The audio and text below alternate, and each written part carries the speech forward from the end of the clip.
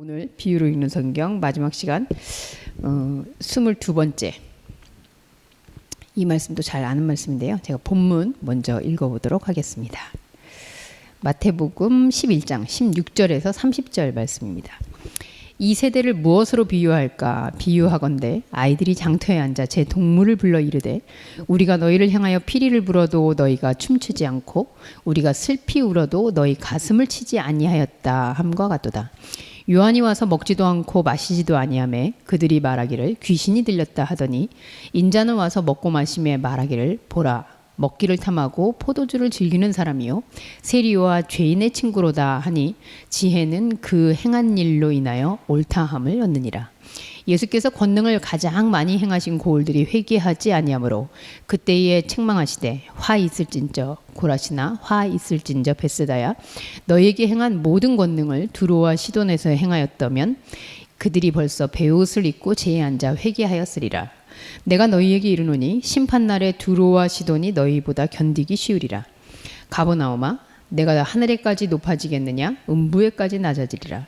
내가 행한 모든 권능을 소돔에서 행하였더라면 그 성이 오늘까지 있었으리라.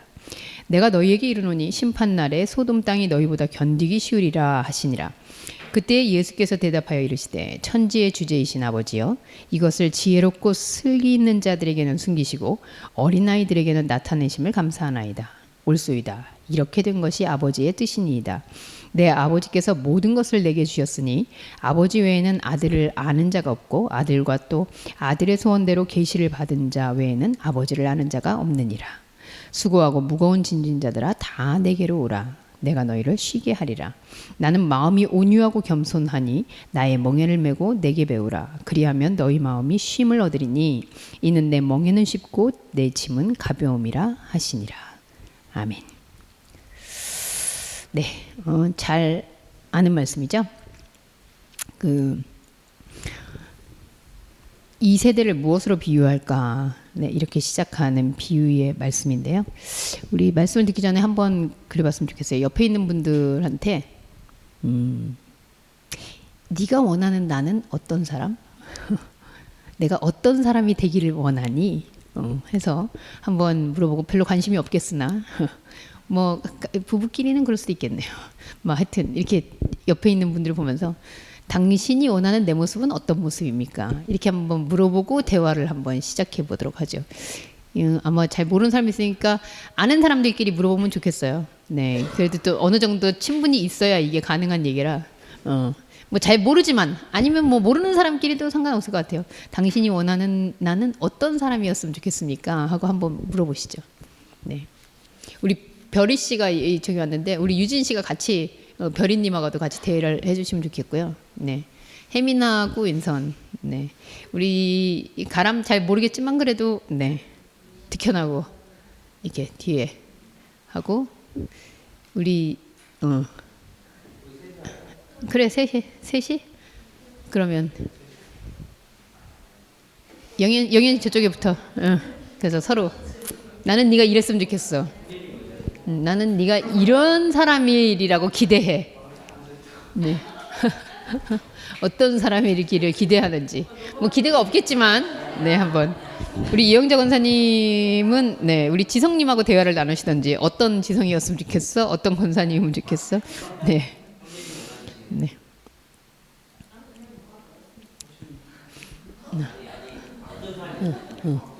네. 어떤 사람이 되기를 원하는지.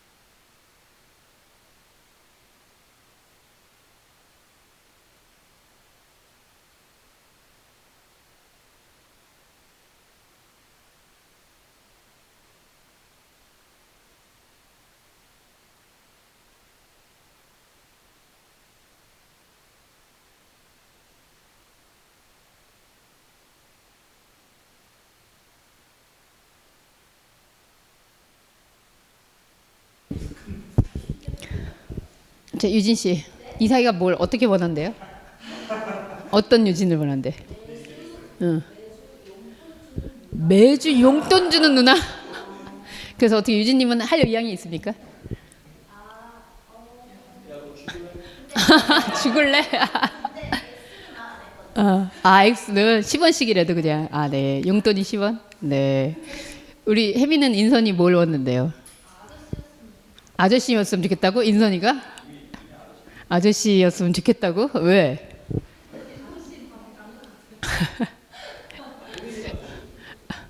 우리 저기 마미는 하연이가 어떤 하연이었으면 좋겠다고? 용돈이라고 해서 지금 바꾸려고? 바라는 게 없어? 하연이한테 바라는 게 없어, 마미가? 훌륭한 부부예요. 네, 훌륭한 부부예요. 네. 우리 성진 씨는 지혜한테 뭘 바래요? 어떤 지혜를 바래요? 결정을 못했어요. 바라는 게 없어요. 자, 여러분. 어쨌든 내가 이 사람이 어떤 사람이었으면 좋겠다라고 바라는 것 사실 좀 황당하죠. 네, 그래서 바라는 게 없다라고 하신 분들 정말 훌륭한 것 같고요. 오늘 제가 왜 이 얘기를 했냐면 그 성경에 등장하는 인물이 이제 이런 얘기로 시작을 합니다. 16절에 보시면 이 세대를 무엇으로 비유할까라고 예수님이 얘기하시면서 장터에 앉은 아이들 이야기를 합니다. 장터에 아이들이 앉아 있어요. 근데 이렇게 얘기하는 거예요. 동무들을 이렇게 불러가지고 야, 나는 너가 이랬으면 좋겠어. 야, 너 이렇게 해. 이게 무슨 말이냐면 내가 피리를 불어? 그럼 너는 춤춰야 돼. 내가 슬피 울어? 그럼 너는 가슴을 쳐야 돼. 그러니까 내가 하는 것보다 너는 더 이런 걸 해야 돼 하면서 요구하는 모습이 등장을 해요. 사실 처음에 저는 이 성경 본문을 읽으면서 아이들 등장했다. 그 예수님이 다른 데서도 아이들 얘기하셨거든요. 그래서 아이는 보통 우리가 그냥 이렇게 언뜻 생각하기에는 내 안에 있는 무시당하고 있는 소외받고 있는 그 아이들인가? 영적 자아를 얘기하나? 이렇게 생각을 했는데 이 아이가 첫 번째 장터에 앉아 있습니다. 시장에 앉아 있다는 거예요. 여러분 시장은 어떤 곳이죠? 네, 사고 팔고 내가 이거 줬으면 그리고 솔직히 말하면 이거 줬으면 이거 줘라는 데가 아니고 사실 내가 요만큼 줘도 너는 이만큼 줬으면 좋겠어. 그래서 덤도 얻고 싶고 내가 100원 냈으면 150원어치 받으면 더 좋고 하는 게 시장 논리예요. 자, 장터에 앉아있는 아이들 이거 어떤 아이들이지? 일단 시장 논리를 가지고 있는 그래서 내가 피리를 불었으면 이 피리에 맞춰서 춤을 춰주기를 기대하는 그리고 내가 슬픈 표정을 지으면 저쪽에서 막 가슴을 치면서 거기에 호응하기를 바라는 이런 사람들이 이 세대의 모습이라고 예수가 얘기를 한단 말이죠. 그게 어떤 모습일까요? 이 시장에서 이렇게 사람들에게 요구하고 있는 이 아이들이 곧 그 다음 18절 19절에 등장하는 모습이기도 한데 시장에서 여러분 생각나세요? 예수님이 성전 정화라고 하는 그 사건에 갔을 때 맨 처음에 성전에 가서 막 해치면서 뭐라고 하신 말이 있죠. 너희가 아버지의 집을 뭘로 만들었다? 응? 그렇죠. 장사하는 곳으로 시장판으로 만들었다. 이렇게 얘기하신 적이 있거든요. 그러니까 지금 이게 뭐 종교 지도자다 뭐 이럴 순 없지만 어쨌든 이스라엘의 모습이 마치 사람들에게 신앙의 이름이라고 안 되어 있지만 시장 논리를 가지고 너는 내가 이렇게 했으면 이렇게 해야 돼. 뭐 한마디로 얘기하면 거죠. 목사가 이렇게 헌신을 했으면 여러분들은 더 큰 헌신하셔야 됩니다. 내가 이렇게 말을 했으면 여러분들은 더 열심히 기도하셔야 됩니다. 제가 이렇게 여기서 찬양을 하고 있으면 여러분들은 정말 가슴을 치며 찬양하셔야 되지 않겠습니까? 뭐 이렇게 요구하는 거나 마찬가지라는 거죠.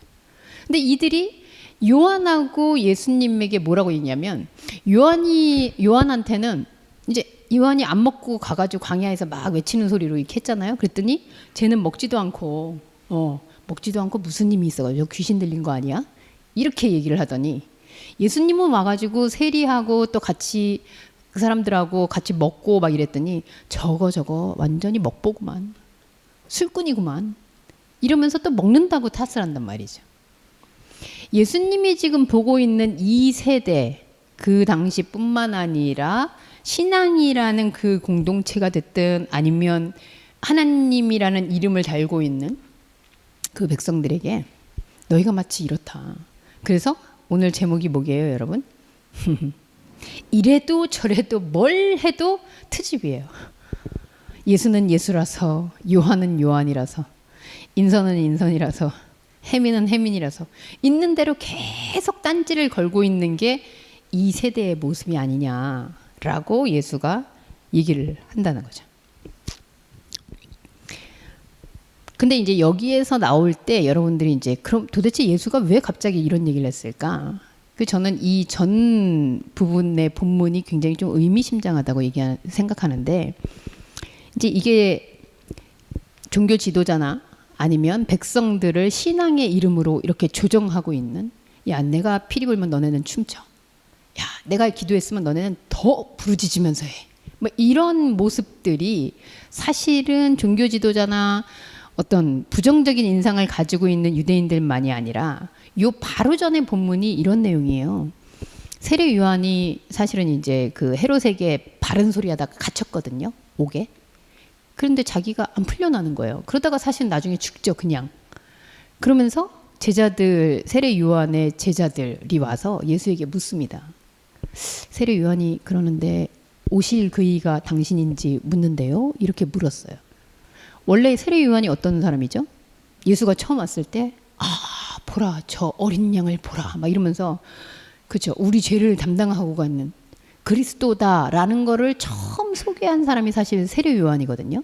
그래서 이제 예수님이 그 얘기를 듣고, 뭐 여자가 낳은 사람 중에 세례 요한보다 큰 이가 없다. 그런데 천국에선 저보다 작은 이도 없다. 막 이런 얘기를 하고 나서 나오는 본문이 바로 이 본문이라는 거예요. 자, 그러면 이 본문에는 사실 세례 요한도 예수님에 대해서 어떤 마음이었을까요? 세상 죄를 지고 가는 어린 양을 보라 했지만 사실 자기가 위험할 때, 자기가 어려움에 처했을 때, 내가 이런 상황일 때, 예수라면 이렇게 해야 되는 거 아니야? 이렇게 구해줘야 되는 거 아니야? 쉽게 얘기하면, 우리가 신앙생활하면, 하나님이라면 이렇게 해줘야 되는 거 아니야? 예수라면 지금 내가 이렇게 직장에서 어려움 당하고 내가 이렇게 힘들고 있는데 나 도와줘야 되는 거 아니야? 그쵸, 혜민 씨? 그죠? 예수님이라면 그래야 되는 거 아니야? 내 목사 딸인데. 내가 지금 이런 걸 원하고 있는데, 하나님이라면 나한테 이렇게 해줘야 되는 거 아니야? 여러분들이 옆에 있는 분한테, 그래, 우리 이삭이가 용돈 매일 주는 누나를 기대하듯이 이런 하나님이어야 되는 거 아니야? 내가 피리 불면 춤춰줘야지. 내가 슬퍼하는데 나보다 더 크게 슬퍼해줘야 되는 거 아니야? 하나님에 대한, 그리스도에 대한, 혹은 구원에 대한, 천국에 대한 우리의 가지고 있는 신앙심이라는 어떤 모습이 사실은 이러면 이런 대로, 저러면 저런 대로 계속해서 뭔가를 요구하는 거죠. 여러분, 피리를 불었는데 춤을 췄어요. 그럼 가만히 있을까요? 거기서 끝날까요? 춤추고 끝날까요? 아니요. 그 다음엔 더 할걸요? 내가 슬퍼했는데 가슴을 쳤어요. 그러면 될까요? 더 원할걸요? 자, 새벽기도 우리 해요. 뭐 다른 교회에서 새벽기도 한다고 나쁘다는 거 절대 아닙니다, 여러분. 그러나 여러분, 새벽기도만 하면 될까요? 특별 새벽기도도 하셔야죠. 절기 새벽기도도 하셔야죠. 철야 예배도 하셔야죠. 계속해서 요구되는 거예요. 그래서 내가 이걸 들었다고 해서 거기에서 완성되는 그런 신앙의 세계가 아니라는 거죠. 계속해서 뭔가가 요구되고 있는 그 신앙의 세계가 바로 너희들의 모습이 아니냐? 그게 이 세대의 모습이 아니냐라고 예수가 지금 비유를 하고 있다는 겁니다. 그러면서 이제 얘기를 해요. 이렇게 예수님이 솔직히 말하면 제가 볼 때는 좀 마음이 상한 것 같아요. 그 전에 세례 요한 얘기 때문에 상했는지 아닌지는 잘 모르겠으나, 그러면서 여기 보면 20절부터 권능을 가장 많이 행한 고을들이 회개하지 않았다 이런 얘기하는데 여기 보면 권능을 행한 뭐 벳세다, 권능을 행한 예루살렘 이렇게 하지 않고 고을들이라고 한 거 보니까 사실은 어디나 특정 지역을 따져서가 아니라 모두 회개하지 않고 있다. 그럼 도대체 이게 무슨 회개인지 좀 생각해 볼 필요가 있겠죠. 이래도 저래도 사실은 트집 잡고 그거를 직시하지 못하고 있는 신앙이라는 모습이 마치 각각 잣대를 대면서 너는 이래서 안 돼, 너는 이래서 안 돼, 이래서 안 돼 이렇게 심판의 잣대로 끊임없이 하고 있는 하나님의 모습인 것처럼 그렇게 하고 있는 모습이 모든 고을들의 모습이라는 거죠. 결국 우리가 신앙심이다, 신앙생활이다 하는 건 아까 얘기했지만 내가 원하는 것이 나오는 것이 신앙의 가장 아름다운 결과가 아닌가? 라고 규정해 놓는 모습. 그게 2세대의 신앙인의 모습이다. 라고 얘기하고 있다는 거죠. 그럼 이런 생각이 들어요. 사도 바울이 이렇게 얘기한 적 있잖아요. 믿음은 바라는 것들의 실상이요 보이지 않는 것들의 증거다. 뭐 이렇게 얘기한 적이 있어요. 보이지 않는 것들 그리고 바라는 것들이 실상으로 나타나는 거 아닙니까? 이렇게 얘기하는데 사실은 진짜 믿음이라는 것은 무엇이든지 바라면 나온다. 내가 보이지 않는데 주실 거야 해서 나온다. 여러분 이런 신앙은 미신 가진 사람들도 똑같잖아요. 주실 거야. 그래서 받던지 아니면 주실 거야 주는데 아직은 아닌가 보구나 뭐 이러든지. 이건 그냥 일반 사람도 굳이 그리스도나 하나님이 아니어도 다 그렇게 생각하지 않아요? 여러분 비나이다 해서 가지기를 원하는 건 누구나 원하는 거 아니에요? 불교는 안 그럽니까? 뭐 미신은 안 그렇습니까? 점포로 가면 안 그렇습니까?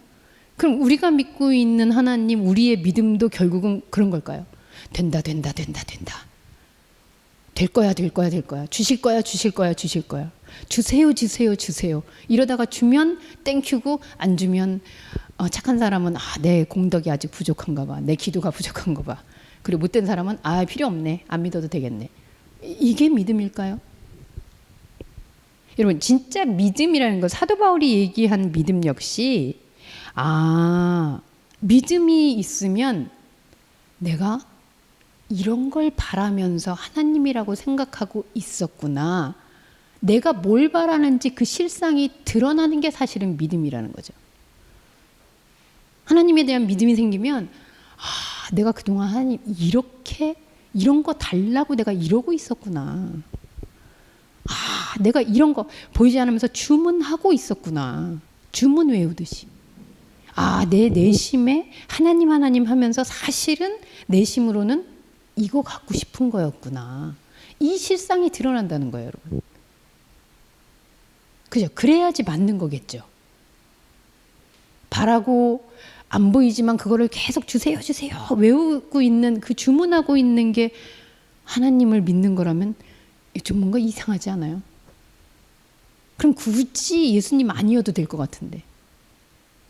진짜 예수 그리스도를 알게 되고 믿음이라는 게 우리 안에 들어오면 오히려 내가 장터에서 피리 불면서 너네 왜 추함 안 쳐?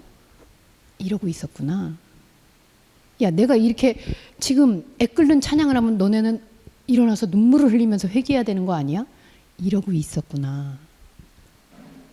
내가 이렇게 기도했으니까 이런 게 들어줘야 된다라고 내가 생각하고 있었구나 하는 게 드러나는 실상.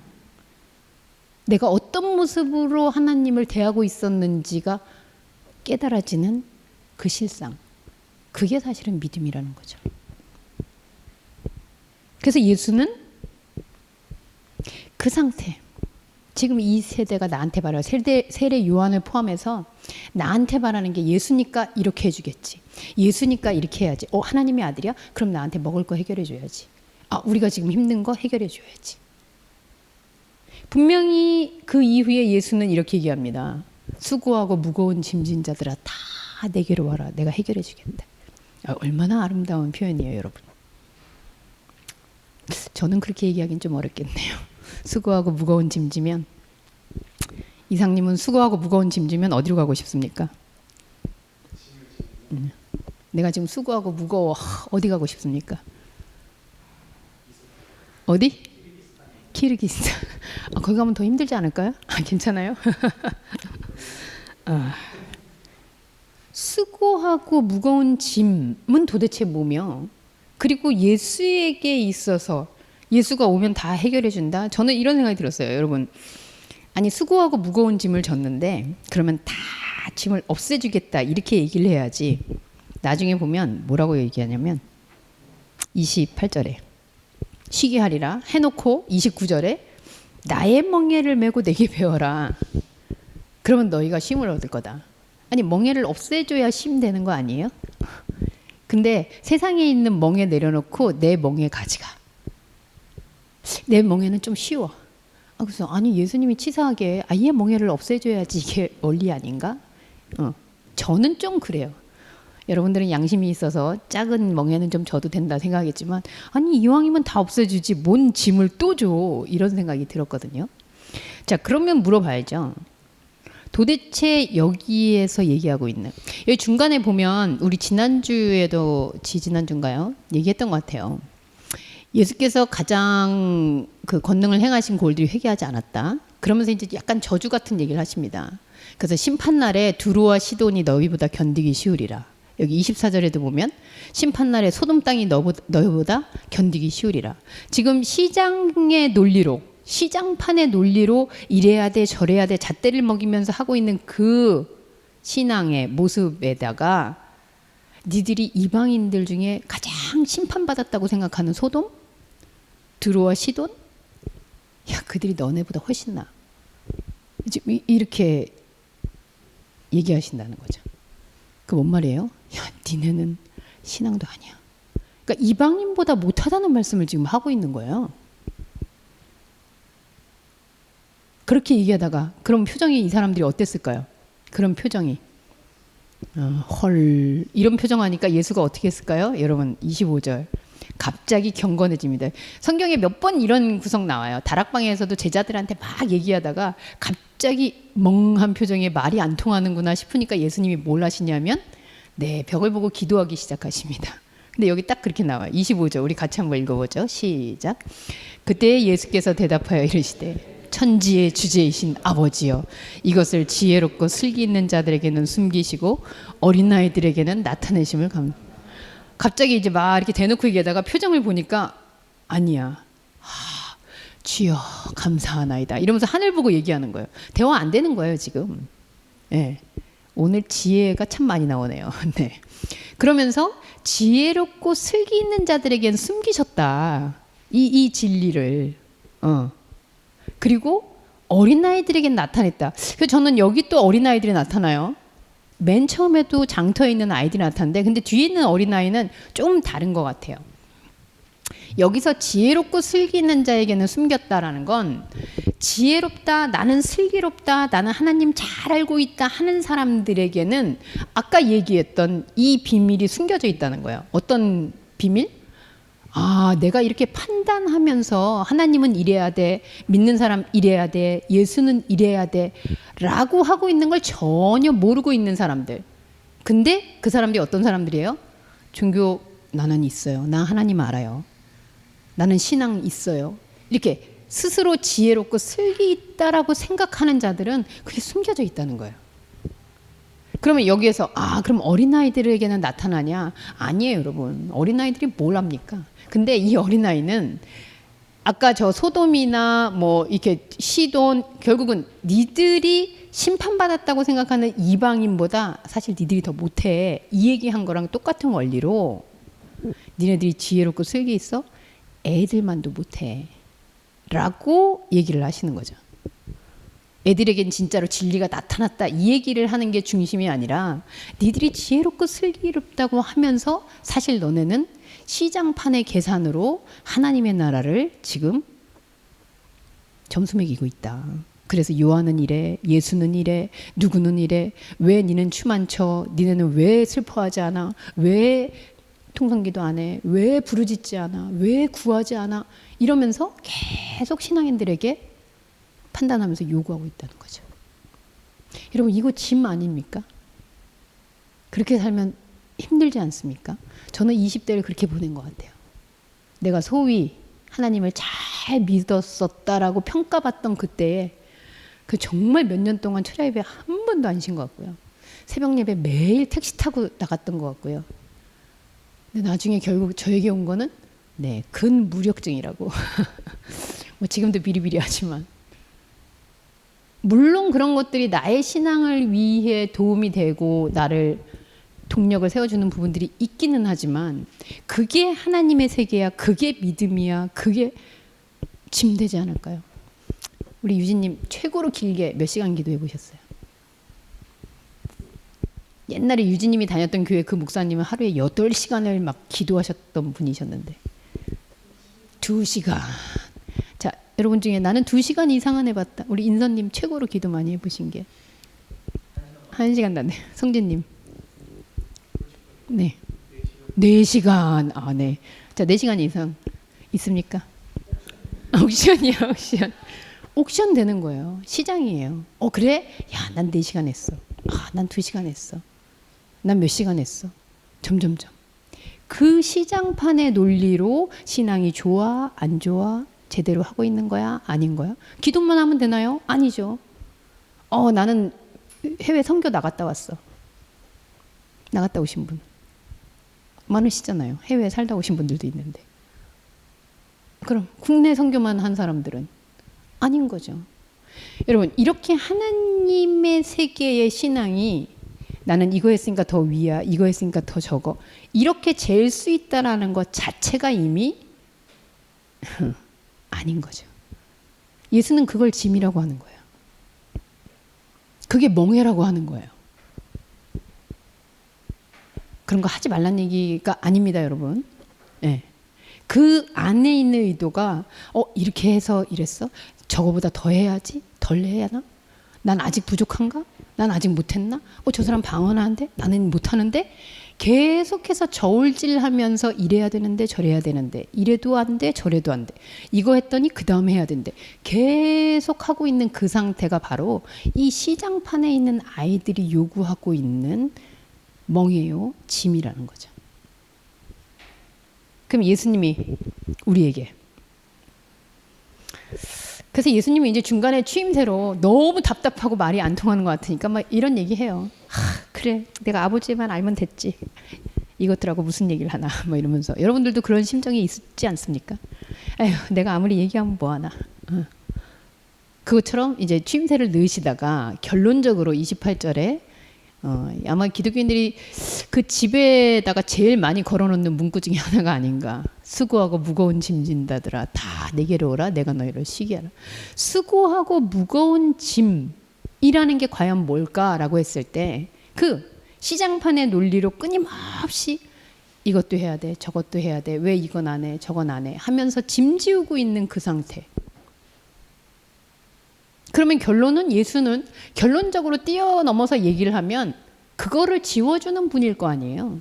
우리가 이래야 돼, 저래야 돼. 피리 불면 춤춰야 돼. 슬퍼하면 나는 가슴 쳐야 돼. 저기서 그러면 난 더 소리 질러야 돼. 하는 것들이 없어지는 상태를 얘기하실 거 아니에요. 그래서 나는 마음이 온유하고 겸손하니 나의 멍에를 메고 내게 배우라. 저는 이 멍에를 없애줬으면 좋겠다. 이렇게 요구를 했는데 멍에를 보고 마지막 절에 이는 내 멍에는 쉽고 내 짐은 가볍다. 자, 여러분, 멍에가 쉬워요. 그럼 멍에일까요? 멍에가 너무 쉬워. 그럼 멍에일까요? 짐이 가벼워. 짐일까요? 아니잖아요. 그 예수님의 역설적인 표현인데요. 그렇죠? 플러스인데 마이너스야. 마이너스인데 플러스야. 그래서 그냥 그게 없어지는 제로점. 그 얘기인 거죠.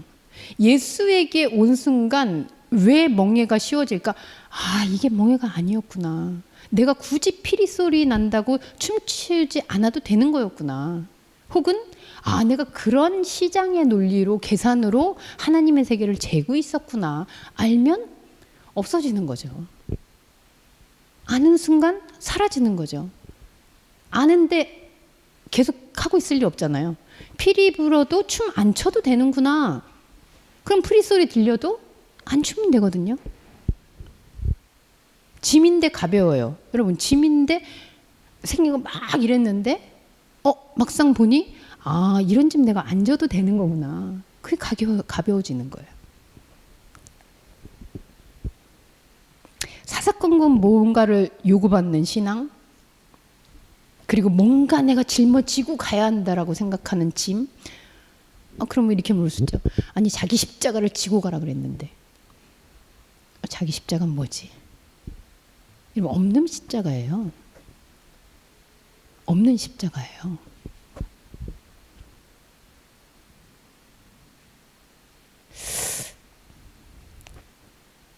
예수의 멍에는 내가 그동안 이런 것들을 해야 한다는 의무라고 생각하고 있었구나. 예수의 짐은 내가 이거 안 들어도 되는데, 우리 옛날에 그런 얘기 맨날 있었는데, 어떤 할머니가 차 얻어 타고 가면서 미안해서 짐은 머리에 이고 있었다고. 그죠? 나까지 내가 타고 가는데 짐까지 그러기 너무 미안해서 짐은 내가 들고 있겠다고. 이런 꼴인 거죠.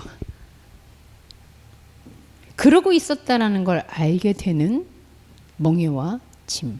그래서 예수의 멍에와 짐은 사실은 멍에 아닌 것을 멍에로 쥐고 있었구나. 짐 아닌 것을 내가 짐지고 있었구나를 알게 되는 멍에와 짐이에요. 없어지는 짐과 없어지는 멍에예요. 그래서 안식이 돼요, 우리에게. 그리스도의 역할은 바로 그 지점입니다. 그리스도의 역할은 바로 그것을 알게 함으로 인해서 완벽한 쉼에 도달하게 하는 거죠. 짐 아닌 것이 짐이었구나. 시장 논리는 신앙 논리가 될 수 없다는 것을 예수는 알려줍니다. 꼭 세례 요한을 비판해서가 아니라, 이렇게 하는 것을 보니 너는 신앙이 있구나. 이렇게 하는 것을 보니 너는 신앙이 좋구나. 이렇게 하는 걸 보니 너는 경건하구나. 여러분, 이 논리는 아무리 아름답고 아무리 우리를 독려하고 아무리 그것이 교회의 유익이다라는 포장이 있어도 하나님 나라의 원리는 아니라는 거죠. 시장 논리는 신앙 논리가 결코 될 수 없습니다. 이 세대를 시장 논리로 전혀 파악할 수 없다고 이야기하시는 이 천국의 비유. 그래서 이래도 저래도 뭘 해도 안 되는 그 시장의 논리에서 우리를 오히려 어떻게 하실까요?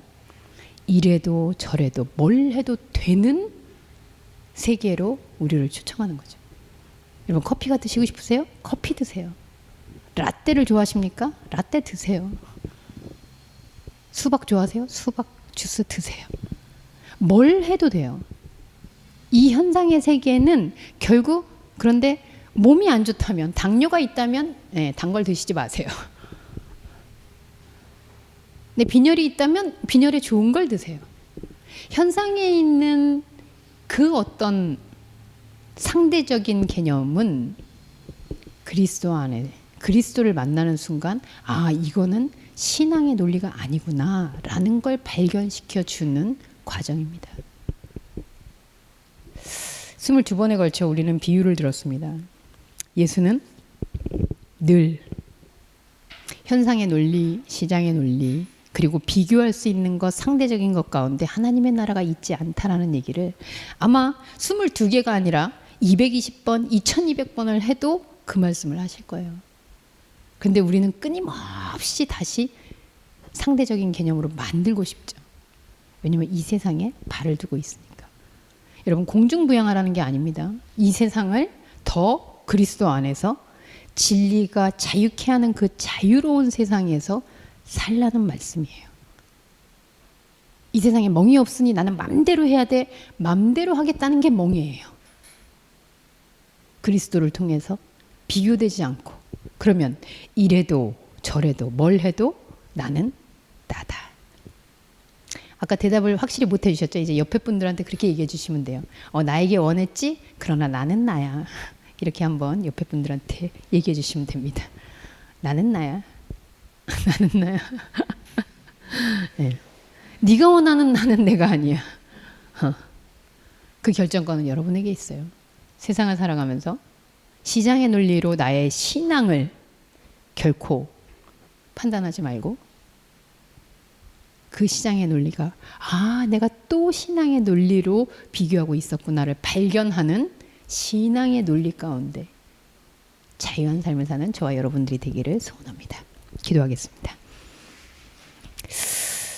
하나님, 남뿐만 아니라 저 스스로도 이래야 돼, 저래야 돼. 하나님 믿는 사람 이래야 돼. 그리스도라면 이래야 돼, 저래야 돼.